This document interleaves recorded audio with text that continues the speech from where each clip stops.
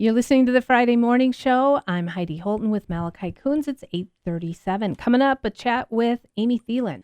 We've been talking about moms and grandmas and the things that they say and taking texts from you, 218-326-1234 as we head into Mother's Day weekend. We also heard from our friend Ron from Baxter saying Heidi and Malachi on Friday morning, a great combo to kick off the weekend. Thanks, Ron. For the smiles.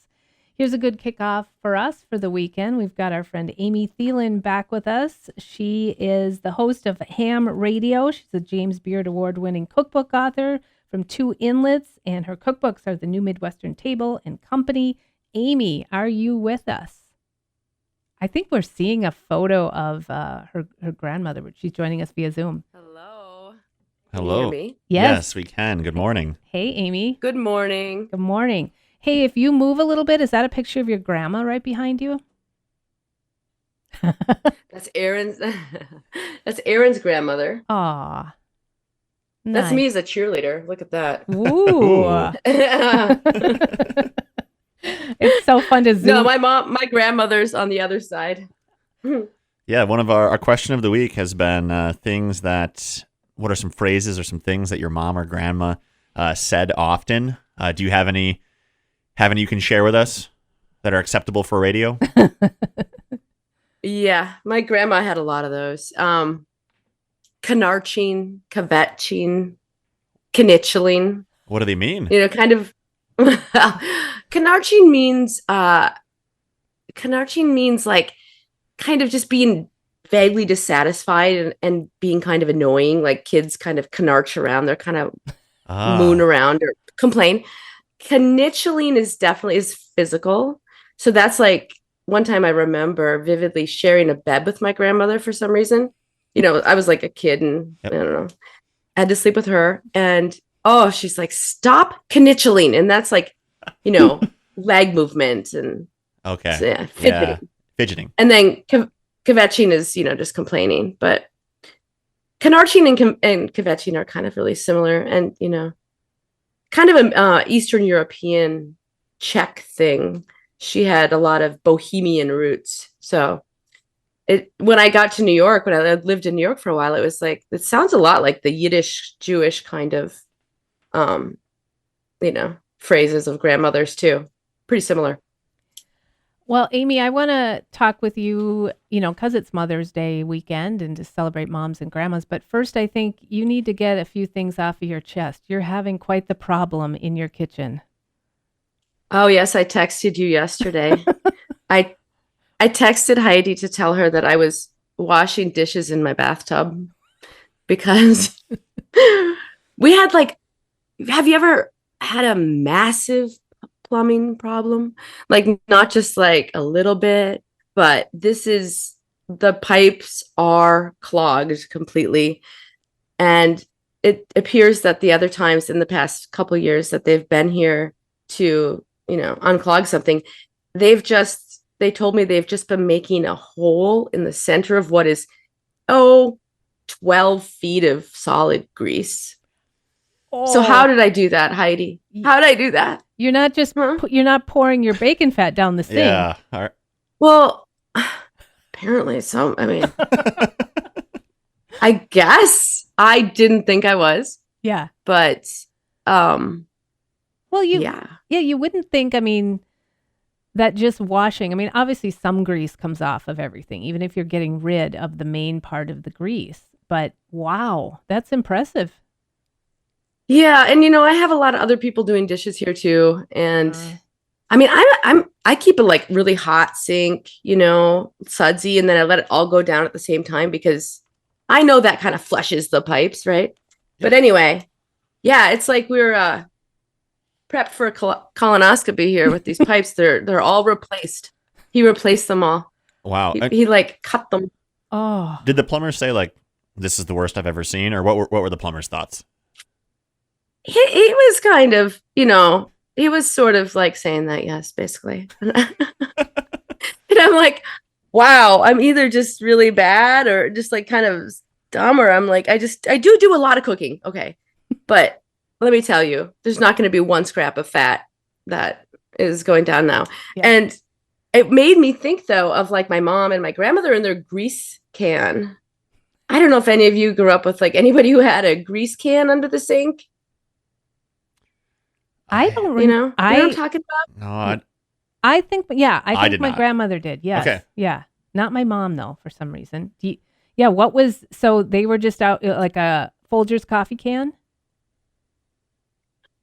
Well, right. Something like that, Yeah. but with like a metal lid. In fact, I found one at Linda's Antiques last year that was really cute. And it actually just said, it was like grease, super adorable.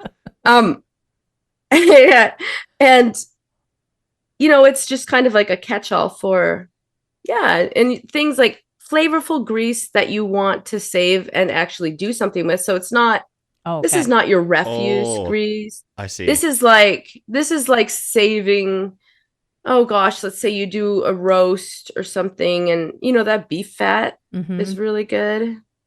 Okay. People fry, Yes. over like in Britain they fry fries and that and stuff. How long can grease sit there like that? That's what I always wondered. Because I remember going to a friend's house. Yeah, that's Oh, sorry. And for the first time, I wasn't used to that. And I remember I went to my friend Jeremy's house for the first time in high school. And on their stove, like on one of the back burners, was just a big thing of grease that was used to cook more stuff. And then it was like, it just kept going. And I remember thinking, how does this work? So, Amy, how long can you keep your grease going? Well, that's exactly it. That's the thing. And I think it's, I've always kept bacon fat in a little kind of ramekin on my counter for years since I've lived here. I mean, even when I lived in New York. So it keeps, Yeah. It's kind of hard and it keeps just fine. It doesn't turn. It's probably more stable than butter, I would say. So honestly, it's probably pretty safe. Yeah. All right. It's the mixing of it.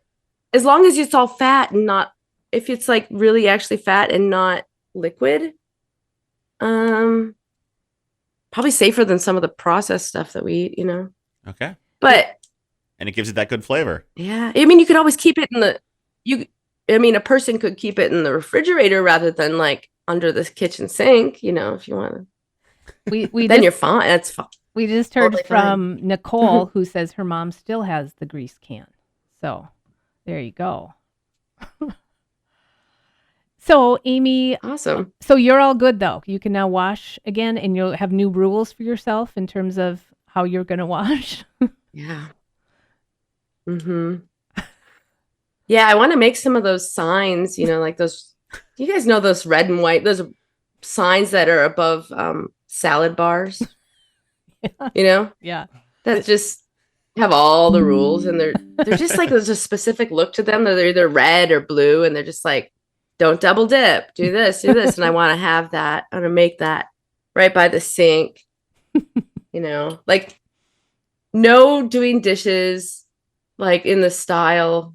I have to come up. What is this? You tell me, what is the style of doing dishes where you just put the dishes in the sink and then you just like drizzle the detergent over the stuff like icing or something, and then you just run hot water on it and do it. What is that called? I call it dad style, but I think that's not very nice. Yeah, what is it? I don't know what that is either. I'm not a fan of that one at all. I need a scalding hot tub of soapy water. That's the only way I'll do it. So right. But I like call it dad dishes. So yeah, maybe you're calling dad it style, my style, because I do that. I'm just gonna. Okay. I'm not a great. Do you have a dispose? Do you have like a little, what are those things called? Strainer, drainer? No, like a garbage disposal. No, I don't. No, I don't have a garbage disposal. Right. But I mean, I clean it out. A wah is a disposal.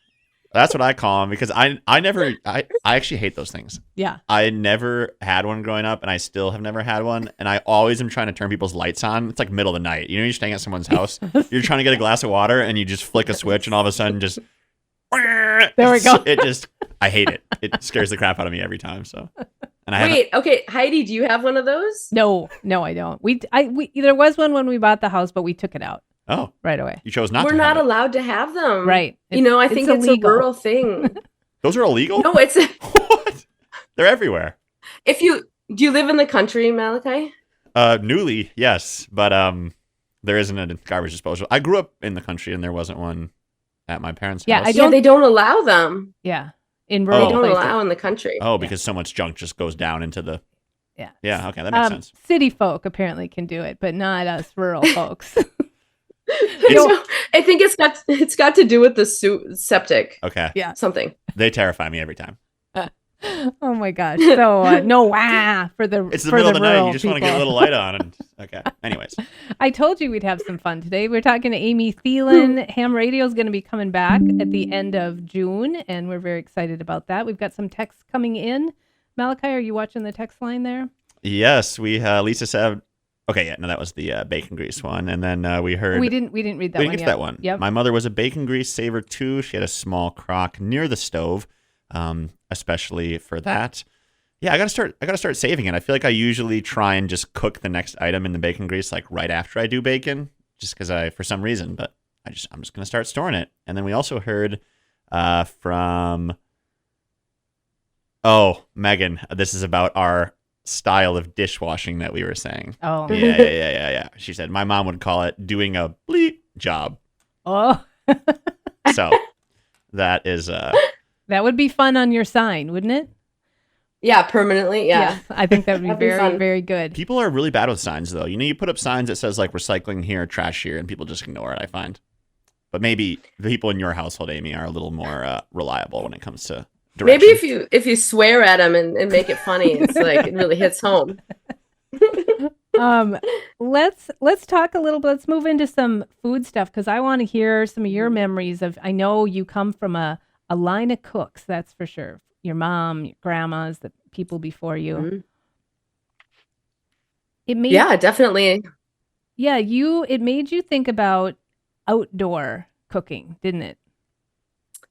Yes, because yesterday as we were talking, I was thinking about all the ways that, for the last couple days it was, I just had to be really creative to try to find ways to cook without making many dishes because doing them in the tub is really annoying. And so that kind of thing, we're cooking outside. I was thinking about, times back when I was a kid when, the lights would go out, or maybe when we'd be camping too, just how I was always amazed by how my mom could make so much out of such simple circumstances or compromised situations. Her camping was steaks on the fire with hash browns and all that stuff. So, but I remember when the lights went out at the lake cabin and the power went out, and we had these pudgy pie makers. Do you know what those are? No. Or we called them pudgy pie, but really what it to is, go it's that over the pie iron. Yes, to go over the yeah. fire. Yep. Yeah. Yeah, they kind of go in the fire a bit. Mhm. You butter each side of bread, you fill it with something, you close the maker. It's a little like square thing, and you shove it into the coals and cook it. We did a lot of that kind of thing. She was really, really, really resourceful. And the other thing I'm thinking about is bacon grease. She would save her bacon grease for a week or two, whatever, get a lot of it, like maybe a cup. And then on Sunday, she would make what she called grease eggs, which all the kids are jumping and crying, grease eggs, yeah. But it's like, they're really good. Okay. They sound it's good. Bacon fat in the pan. And then you drop, the eggs in there, and then you over quite high heat, and then kind of shake the pan so that the bacon fat rolls over the eggs, and they just puff up, and the edges it's like deep frying an egg. Good.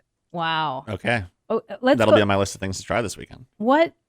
Tell me about the hash browns over the fire when you're camping.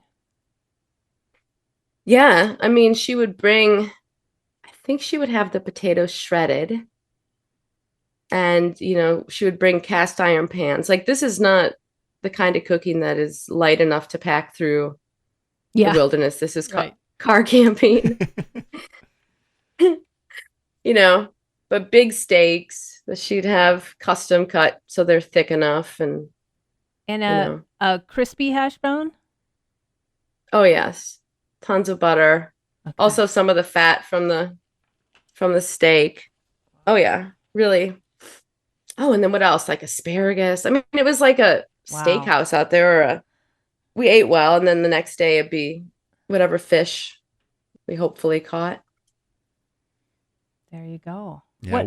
What about your grandma? What kind of things do you remember from your grandma's kitchen or meals she might make? I mean, so many things. Oh. I know. She was just like, as my mom said, like what I wrote about in my first book, it was a lot about my grandma.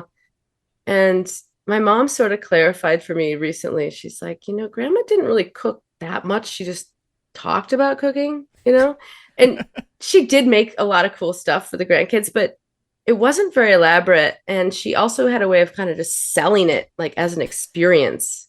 So, and it did make it taste. She made this really good bread, like that white, no whole wheat. She thought whole wheat was just, I don't know. That was some sort of hippie thing, It was white. White flour was the modern flour. And but she made a really, really, really good bread, like homemade bread. So just that with potato water, and it was really, that like white Midwestern. It's a very Midwestern thing, I think. Right? Mm-hmm. White bread? Anyway. Yeah, or I guess. Yeah, just Is that not true? I mean, maybe it's everywhere, but I don't know. I thought everybody was into white bread. That's true. I was gonna say now I feel like whole wheat is like white people stuff. Yeah. But this was that lofty kind of farmy bread, Mm-hmm. She grew up on a farm, and then she'd slice it and make pickle sandwiches from fermented pickles that she always made. She made a few. Huh? What goes on a pickle sandwich? Yeah, but like, tell us more. Well, it has to be fermented pickles. So the ones that we can buy that are called bubbies. Do you like bubbies? Anybody? Do you buy I've those? seen them, Those but fermented. yeah, I haven't had them before. I don't know if I know. Yeah. But I like fermented things, so Oh. they're at most grocery stores. Bubby's fermented pickles. Mm-hmm. Yeah, they're at Harmony. They're at all the stores at this point.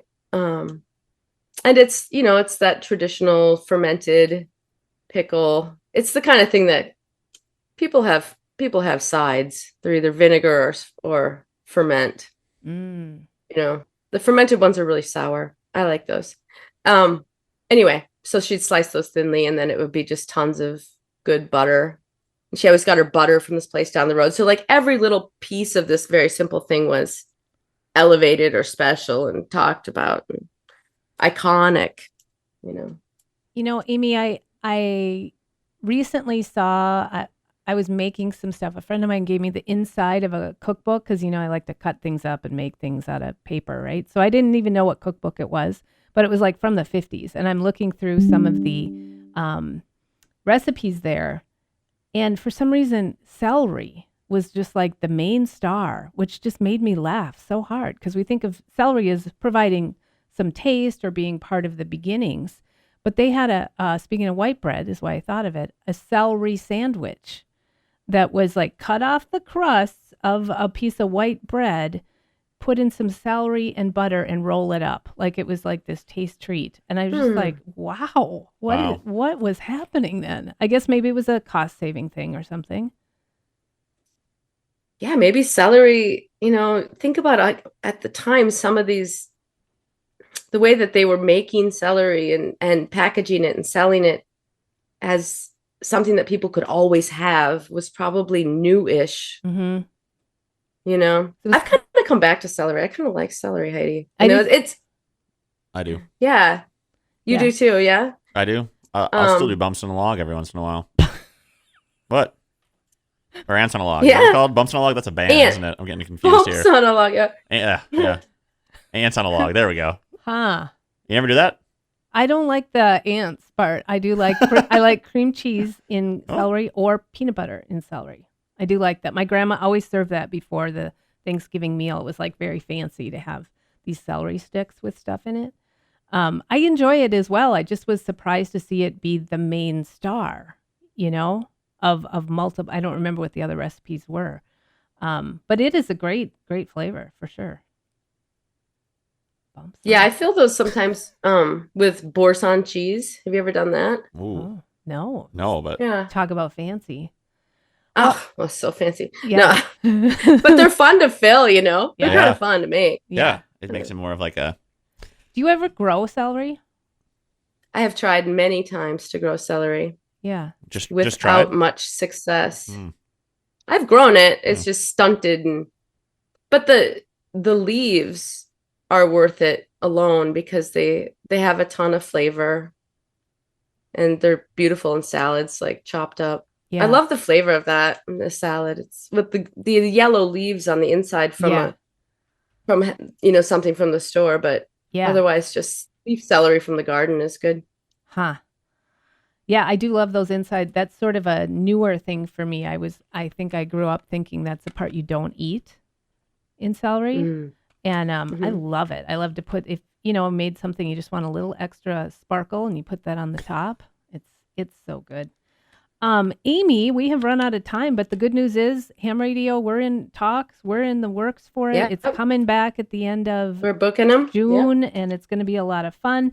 How about you for Mother's Day? Got any plans? You can cook again. I mean, hopefully you don't have to cook for yourself on Mother's Day, unless you want to. You know what? Everything's been kind of put on hold because of this. And, I was going to go see my mom, but I don't know. It's a 4-hour drive. Yeah. We'll see. Yeah. Sorry, Mom, might not make it. Might be cleaning and putting back the kitchen. Oh, boy. Probably going out to eat. Our tradition is to go to buy plants and flowers on Mother's nice. Day. Lovely. Sounds good. That's Amy Thielen. Thank you so much for joining us. We'll talk soon. Thanks for having me. Good to see you guys. Bye-bye. Thanks. Amy is a James Beard Award-winning cookbook author and host of Ham Radio on KAXE. If you didn't catch it last year, it's still available as a podcast. Find links at kaxe.org.